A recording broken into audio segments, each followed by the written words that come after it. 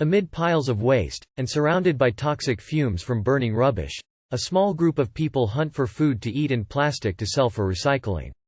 This is not the life Alia wanted for her children. For the past 3 years, she has set off at 7 o'clock every day on a 2-hour journey to the dump in Tel Baydar, northeast Syria, often taking Wallah with her.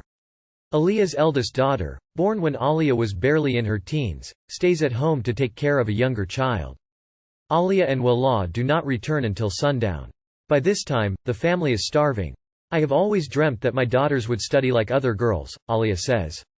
"But now they are like me, they don't know how to read or write at all." The U.S. military dump, though, is their only source of food and income. "People shame us. They call us garbage people," says 25-year-old Alia.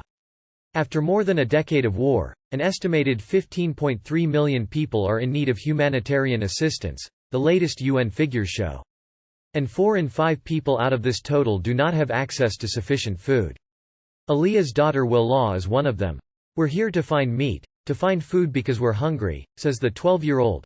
In the Kurdish-controlled northeast, the war against the jihadist group Islamic State has devastated the local economy. Alia's husband was a farm laborer. But when he died 10 years ago, the family unit collapsed. A raging war, worsening drought and dire economic conditions have made her desperate. A truck arrives at the dump and the children rush forward. Rummaging through piles of black rubbish bags, 15-year-old Amer finds leftover pieces of chicken. He sucks on the bones and hunts for more.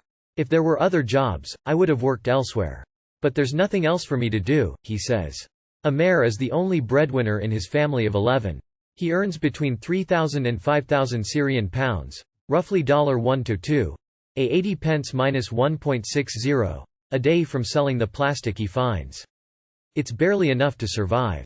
Things got hard after the war. We can't even afford bread," he says.